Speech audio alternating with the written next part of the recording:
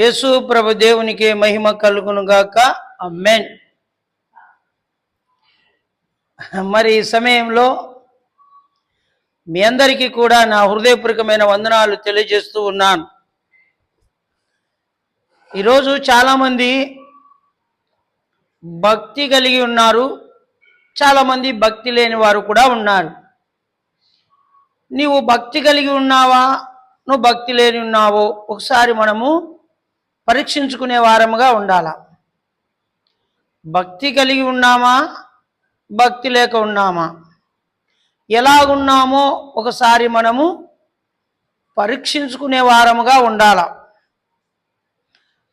నానా రకాల ప్రజలు, ఆయా గుంపుల వారు, ఆయా జాతుల వారు, ఆయా దేశ ప్రజలు ఈరోజు చాలామంది ప్రియమైన దేవుని బిడ్డలారా భక్తిని చాటి చెప్పుకుంటా ఉన్నారు. మంచిదే కదా, భక్తి ఉండడము చాలా మంచిదే.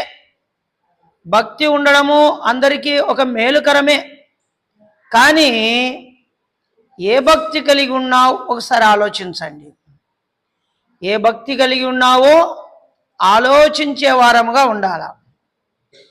కొద్దిమంది దీక్షలు, వ్రతాలు, యజ్ఞాలు, హోమాలు, యాగాలు, జపాలు, తపాలు, మరి ఇలాగా ఎన్నో రకాలుగా దీక్షలు చేస్తూ ఉన్నారు. కొద్దిమంది అన్నదానం, భూదానం కదా, మరి అంతేకాదు వస్త్రదానం, రక్తదానం, కిడ్నీల దానం కదా, ఇలాంటి దాన ధర్మాలు కూడా చేస్తున్నారు. ఎందుకు అంటే వారి భవిష్యత్తులో వారికి కుటుంబానికి మేలు జరగాలని రకరకాల భక్తి, రకరకాల దాన ధర్మాలు చేస్తున్నారు. ఇవన్నీ చేయొద్దని, ఇలాంటి భక్తి కలిగి ఉండొద్దని నేను చెప్పడం లేదు, కానీ అలాంటి భక్తి కలిగి ఉండాల్సిందే, దాన ధర్మాలు చేయాల్సిందే. మరి ఈరోజు భూమి మీద భక్తిహీనులు ఉన్నారు, భక్తిపరులు కూడా ఉన్నారు. భక్తిని చాటి చెప్పుకునే వాళ్ళు ఉన్నారు, పూర్తిగా భక్తి లేని వారు కూడా ఉన్నారు. అయితే దేవుడు ఈరోజు నీతో మాట్లాడుతున్నాడు. నువ్వు భక్తి కలిగి ఉన్నావా, నువ్వు భక్తి లేక ఉన్నావా? మరి ప్రియమైన దేవుని బిడ్డలారా, ఏదేమైనప్పటికీ కూడా ఎలీసా అనే ఒక మంచి దైవజనుడు ఉన్నాడు. ఎలీసా ఎలాంటి వాడంట? మంచి మరి భక్తి కలిగి, మంచి దైవాత్మకు అనగా దేవునికి లోబడేవాడుగా ఉన్నాడు. మరి గనురాలు ఏమంటుంది, సునామీ గనురాలు ఏమంటుందంటే, మన ఇంటికి వచ్చి పోతూ ఉంటాడే, భర్తతో చెప్తా ఉంది, ఆయన మంచి భక్తిపరుడు. ఏమంట? మంచి భక్తిపరుడు. మరి ఈరోజు ఎలీసా మంచి దైవజనుడు, మంచి భక్తిపరుడుగా ఉన్నాడు. సేవకులారా, విశ్వాసులారా, మనము భక్తి కలిగి ఉన్నామా ఒకసారి పరీక్షించుకుందామా, ఒకసారి ఆలోచిద్దామా? మనము భక్తి కలిగి ఉన్నామో లేదో ఒకసారి ఆలోచించండి. మరి అంతేకాదు, బైబిల్ గ్రంథంలో మనం చూస్తే మరి 2వ రాజుల గ్రంథము 4వ అధ్యాయము, 2వ రాజుల గ్రంథము 4వ అధ్యాయము మరి 8వ వచనం. ఒక దినమందు ఎలీసా సునేము పట్టణమునకు పోవు అచ్చట గనురాలైన ఒక స్త్రీ భోజనమునకు రమ్మని అతని బలవంతం చేసిన గనుక అతడు ఆ మార్గం వచ్చినప్పుడల్లా ఆమె తన ఇంట భోజనము చేయవచ్చును.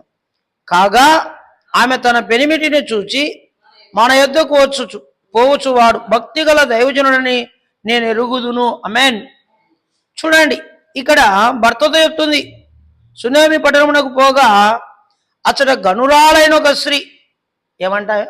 గనురాలైన ఒక స్త్రీ భర్తతో చెప్తుంది, ఏమండి, మన ఇంటికి వస్తూ పోతూ ఉంటాడే, ఆయన భక్తి కలిగిన దైవజనుడు. అంటే ఎంతోమంది వచ్చిండొచ్చు, బహుశా వాళ్ళు భక్తిని లేనివారుగా ఉన్నారు. ఈరోజు చాలామంది విశ్వాసులు, చాలామంది సేవకులు భక్తి ఉన్నట్లుగా నటిస్తున్నారు. ఎట్లంట? భక్తి ఉన్నట్లుగా నటిస్తున్నారు, అంతా నాదే భక్తి అన్నట్లుగా ఉన్నారు. కానీ మరి అన్నం ఉడికిందో లేదో అనేది 2 మెతుకులు చూస్తేనే మనకు కనబడుతుంది. మన క్రియలను బట్టి, మన చేష్టలను బట్టి కదా మనలో ఉన్న ఆ యొక్క భక్తిని చెప్పుకోగలం. ఇతనికి భక్తి ఉందా లేదా, ఇతనికి భక్తి ఉందా లేదా అని వెంటనే కనుక్కోవచ్చు. ఈరోజు మరి ఆ కుటుంబానికి, ఆ యొక్క ఘనురాలకు కదా మరి ఆ కుటుంబానికి ఎంతోమంది సేవకులు వచ్చి వెళ్ళిండొచ్చు. ఏనాడు కూడా ఆమె చెప్పలే, ఏమండి మన ఇంటికి వచ్చే దైవజనుడు మంచోడు, గొప్పోడు, జ్ఞానవంతుడు, తెలివంతుడు, భక్తిపరుడు అని ఏమైనా చెప్పింది? ఎవరి గురించి చెప్పలేదు. కేవలము ప్రేమైన దేవుని బిడ్డలారా ఎలీసా విషయంలోనే చెప్పింది. ఎలీసా మంచి దైవజనుడు, మంచి జ్ఞానం కలిగిన వాడు, మరి మంచి భక్తి కలిగిన వాడు. ఈరోజు నువ్వు నేను ఎలా ఉన్నాం? ఈరోజు నువ్వు నేను ఎలా ఉన్నాం?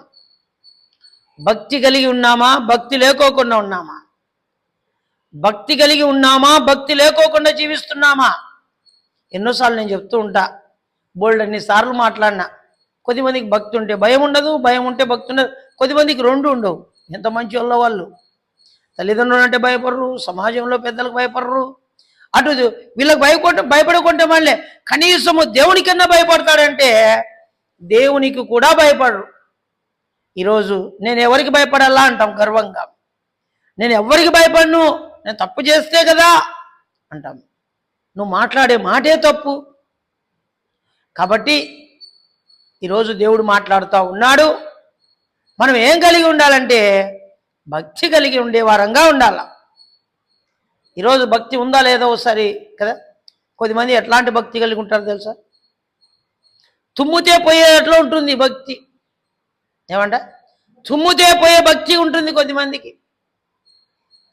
రే యేసుప్రభువు నమ్ముకుంటే నిన్ను తంతం చూసుకుంటే వద్దు దొరా అంటారు. యేసుప్రభువు నమ్ముకుంటే నిన్ను కొడతాం, నీ కుటుంబాన్ని అవమానపరచుంటే నువ్వు అవమానపరచు, నువ్వు కొట్టు, చంపు, మేము ప్రభు కోసమే నిలబడినామంటే అది భక్తి. మరి ఈ లోకంలో కొన్ని శ్రమలకు మనం ఏం చేస్తున్నామంటే, కొన్ని ఎవరైనా ప్రభుత్వము క్రైస్తవులు కాకపోతే ఇవి ఇస్తాము అని చెప్తే మేము క్రైస్తవులు కాదని చెప్పి వాటిని తీసుకునే వారం కూడా ఉన్నారు. అది భక్తి అన్నారు, దాన్ని స్వార్థము అంటారు. మరి ఈరోజు ఏమై ఉండాలంటే మనం భక్తి కలిగిన వారంగా ఉండాలి. మీ కుటుంబం అంతా భక్తి కలిగి ఉన్నారా? యెహోషువ నేనును నా ఇంటి వారును యెహోవానే సేవిస్తాం, ఆరాధిస్తాం అంటున్నాడు. ఎందుకు? అది భక్తి కలిగిన కుటుంబం అండి. యోబు గారు తన పిల్లలు తాను భక్తి కలిగి ఉన్నారు. అందుకనే యోబు గారిని దేవుడు ఆశీర్వదించాడు, యెహోషువ గారిని కూడా ఆశీర్వదించినాడు. వాళ్ళు భక్తి కలిగిన కుటుంబాలు. ఈరోజు నీ కుటుంబము, నీవు భక్తి కలిగి ఉన్నావా? భార్యాభర్తలు, పిల్లలు మీరు భక్తి కలిగి ఉన్నారా లేదో ఒకసారి ఆలోచిస్తున్నారా?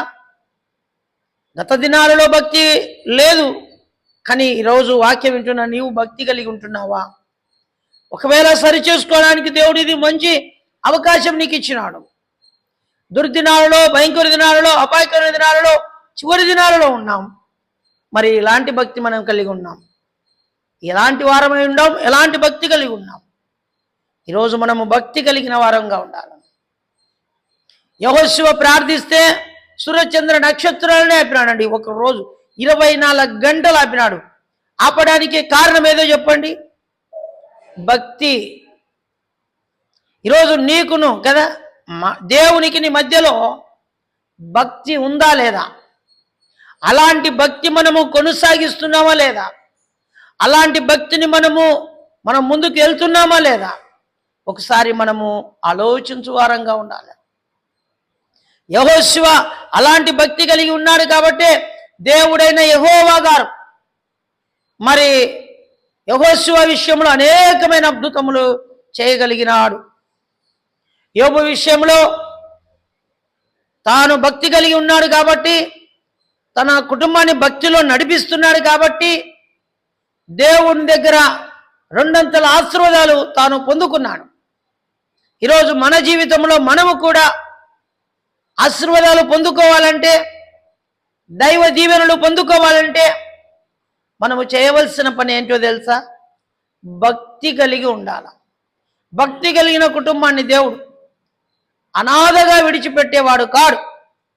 నిన్ను విడవను, నిన్ను ఎడబాయను, నిబ్బరం కలిగి ధైర్యంగా ఉండు, నేను నీకు తోడుగా ఉన్నాను అంటాడు. మనకి ఈరోజు దేవుడు ఏమై ఉన్నాడంట? తోడై ఉన్నాడు. ఇక చూస్తే ఏలియా మనలాంటి స్వభావము కలిగిన వాడే. ఏమంట? ఏలియా మనలాంటి స్వభావము కలిగిన వాడే ఏలియా. మంచి దైవజనుడు ఏలియా గారు మరి భక్తి కలిగిన వారుగా ఉన్నారు. యాకోబు పత్రికలో 5వ అధ్యాయంలో అక్కడ రాయబడింది, ఏలియా గారు మంచి భక్తి కలిగి ఉన్నారు. అంతేకాదు ప్రియమైన దేవుని బిడ్డలారా, ప్రార్థన చేస్తే 3.5 సంవత్సరము వర్షమైనా మంచైనా పడుకోకుండా అలా ఆపేసినాడు. ఆయన ప్రార్థనకు దేవుడు లోబడినాడు. ఆయన ప్రార్థనకు దేవుడు విని మరి వర్షాన్ని 3.5 సంవత్సరాల ఆపేసినాడు. మేఘాలు అప్పటికే నీళ్లతో బంధించబడినాయి, వర్షం పడదామని రెడీగా ఉన్నాయి. ఈరోజు బాగా గమనించండి, మనం బాగా దండిగా తిన్నాక అరుగుదల లేదనుకోండి, అరుగుదల లేకపోతే ఎట్లుంటుంది? మనం అరగడానికి నానా రకాలుగా ట్యాబ్లెట్లు కదా, ఏదైనా జ్యూసులు, అవన్నీ కాకపోతే మళ్ళీ డాక్టర్ దగ్గరికి వెళ్ళడము, నానా రకాలు చేస్తాం. అరక్కపోతే 24 గంటలు నీ మిషన్లన్నీ ఆగిపోయినాయనుకో లోపల కడుపులో, మరి యూరిన్ బంధించడం, మోషన్ బంధించడం, ఇలా చేస్తే 24 గంటల్లో నువ్వు చనిపోతావు కదా. మరి ఏదేమైనప్పటికీ కూడా డాక్టర్ దగ్గరికి వెళ్ళి, సార్ నా పరిస్థితి ఇది అని చెప్తాం.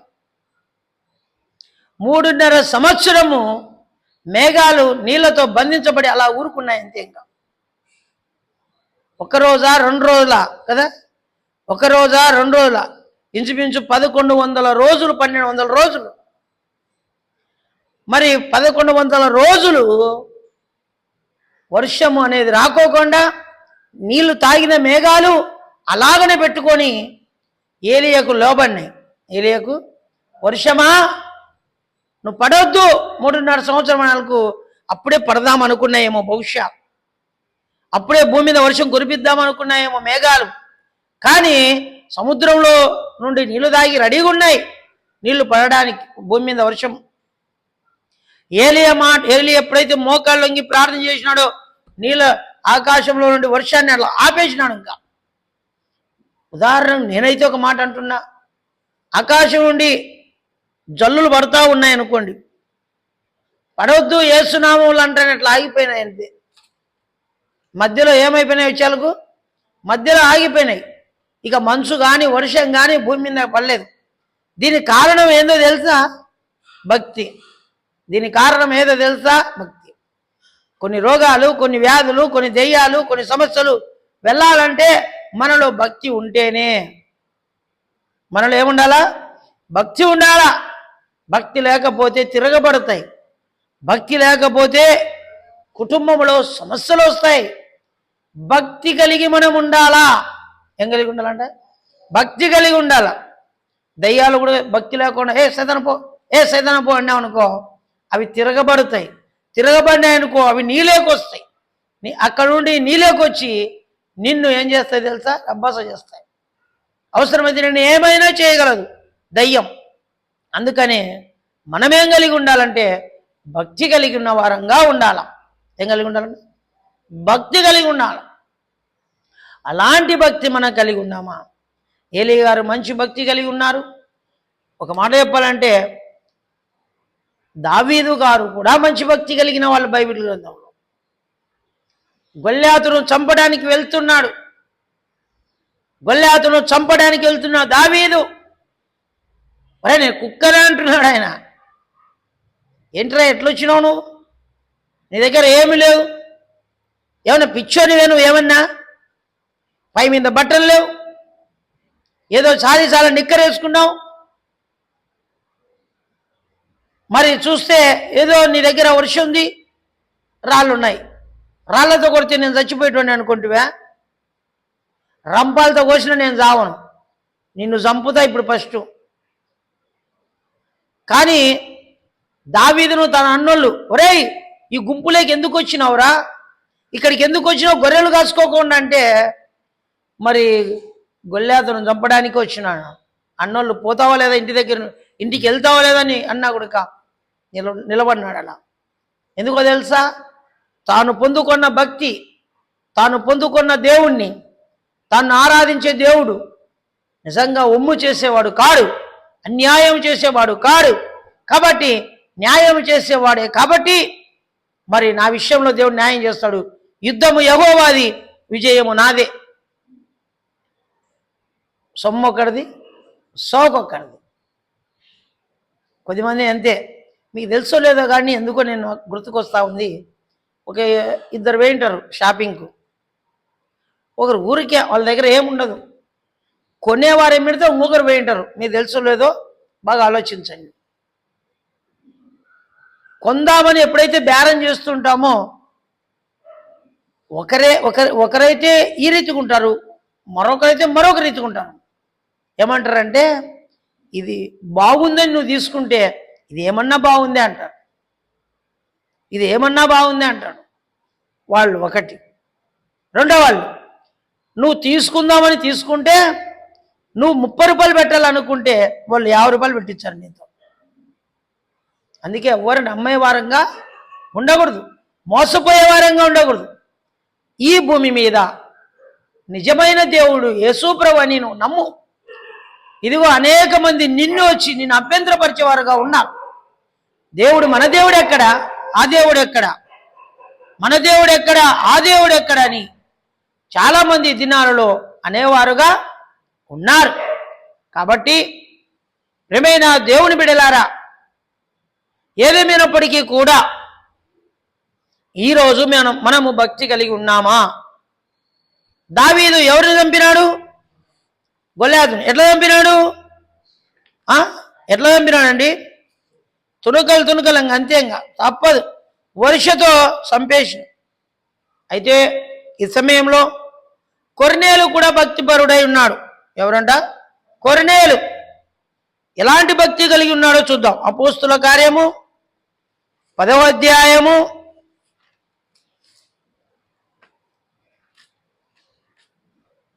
'చూడండి.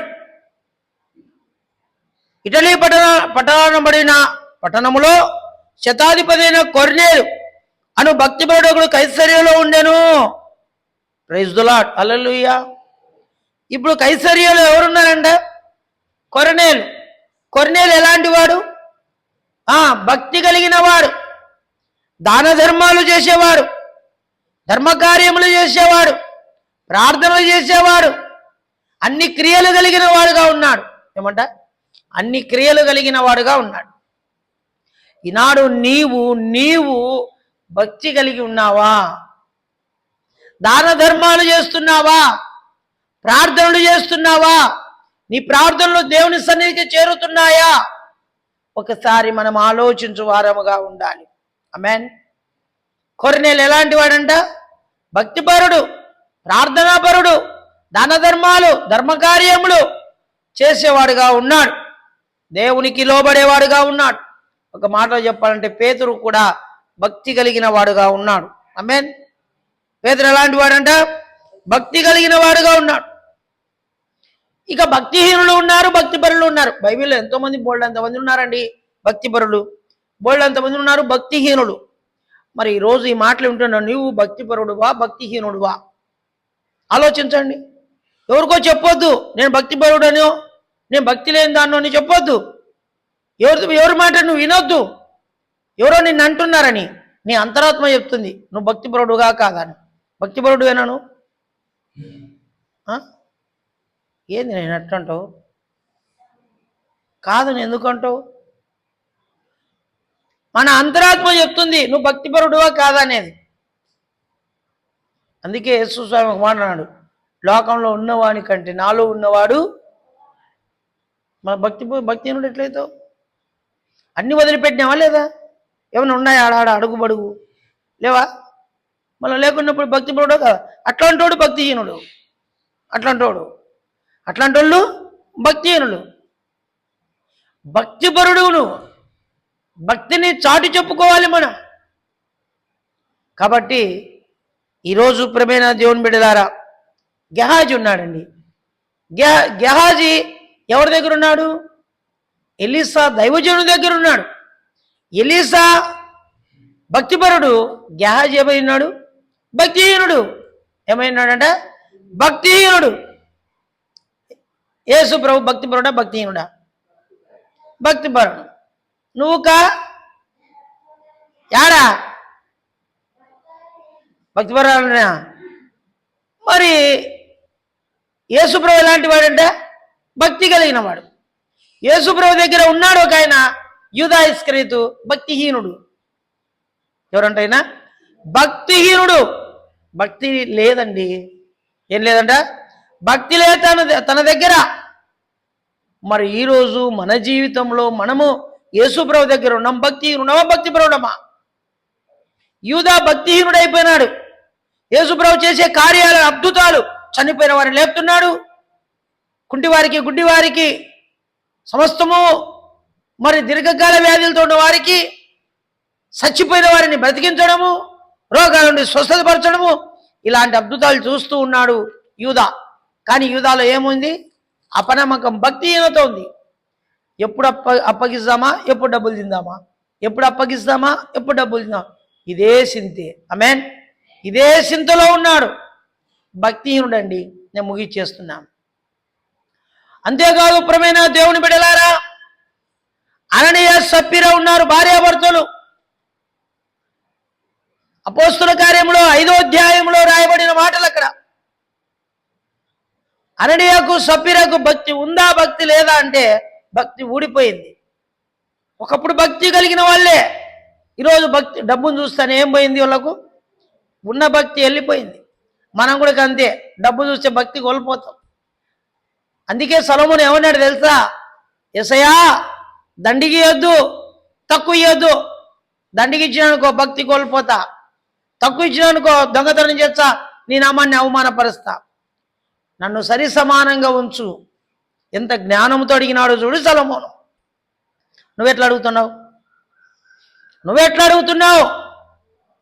ఈరోజు ప్రియమైన దేవుని బిడ్డలారా, ఏది ఏమైనప్పటికీ కూడా మనము జ్ఞానం కలిగి ఉండాలి. ఏమంట? మనము జ్ఞానం కలిగి ఉండాలా, మనము తెలివి కలిగి ఉండాలా, మనము భక్తి కలిగి ఉండాలా. సొలొమోను జ్ఞానముతో అడిగినాడు. దేవుడు తన దగ్గర ఉన్న భక్తిని బట్టి ఆయనకు ఏమి కావాలో అది ఇచ్చేసినాడు. ఈరోజు మనకు డబ్బు ఉంటే, డబ్బు మన దగ్గర ఉంటే మనంత హీరోలే లేరు అనుకుంటాం. మన దగ్గర డబ్బు ఉంటే నాకంటే గొప్ప వాళ్ళు ఎవరు లేరులే అనుకుంటాం. డబ్బు ఉంటే దేవుడు ఎవరులే అంటాం, దేవుడు ఎవర్రా అంటాం మనం.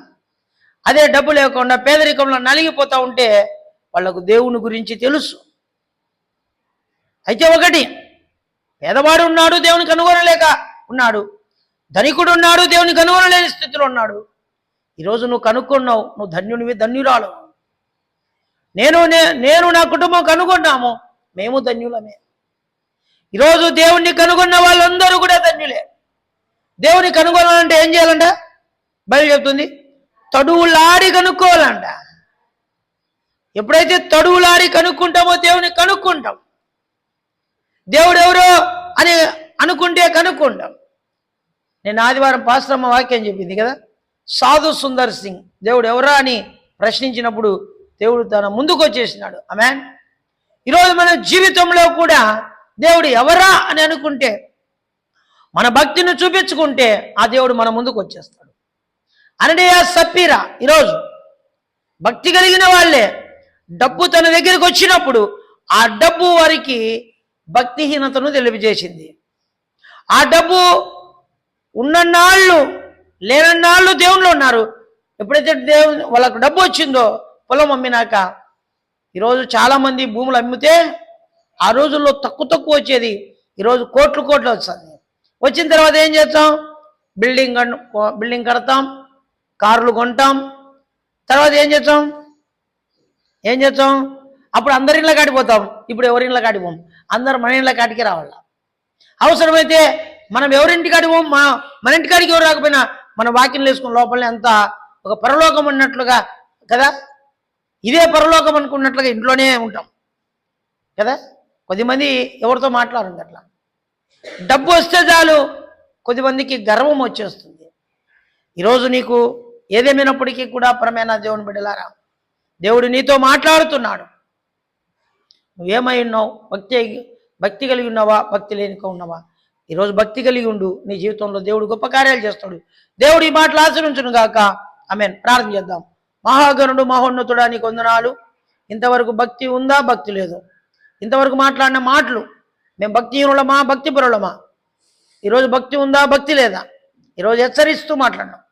దయచేసి మేము భక్తి కలిగి ఉండుటకు కృప చూపించండి. మరి యూట్యూబ్ ఛానల్లో వాక్యం ఉంటున్న ప్రతి బిడ్డను దీవించి, మరి నైనా ఈ టైంలో మందిరంలో కూర్చొని వాక్యం ఉంటున్న ప్రతి వారిని దీవించండి. మరి వరక్కల కొలిది తీర్చండి. ఈరోజంతా నీ దీవెనని ఆశీర్వాదాలతో నింపమని అడుగుతాం. మా రాష్ట్రాన్ని అవకతవకలు కాకుండా, మా రాష్ట్రంలో గొడవలు రాకుండా, మా దేశంలో గొడవలు రాకోకుండా, మా నైనా సస్యశ్యామలంగా ఉండడానికి గొడవల నుండి విడుదల దయచేయి, సమస్య నుండి విడుదల దయచేయి. మరి నేను అందరికీ సమాధానం, నెమ్మది దయచేయి. పొరుచుకోకుండా, చంపుకోకుండా, కొట్టుకోకుండా, తిట్టుకోకుండా ప్రభా, ఒకరి పట్ల ఒకరు బాధ్యత కలిగి, ప్రేమ, మమకారాలు, ఆప్యాయతలు కలిగి జీవించడానికి సాయం చేయి. బిడ్డలందరినీ దీవించమని, సమాధానంతో నింపండి. రోగులను స్వస్థపరచండి, దయ్యాల నుండి విడుదల దయచండి. దీర్ఘకాల వ్యాధితో బాధపడుతున్న ప్రతి బిడ్డను దర్శించి వారికి స్వస్థత, ఆరోగ్యం దయచేయండి. యేసయ్య నామములో అడిగి వేడుకుంటున్నాము తండ్రి. ఆమేన్. తండ్రి యొక్క కుమారునికి పరిశుద్ధాత్మనికి చేరవచ్చిన బిడ్డలందరికీ మరి ఈ సమయంలో యూట్యూబ్ ఛానల్ వాక్యం ఉంటుంది ప్రతి బిడ్డకు నీకు ఆదరణ కలిసి బిడ్డల పరిశుద్ధ ఆకలంతో గాక. ఆమేన్.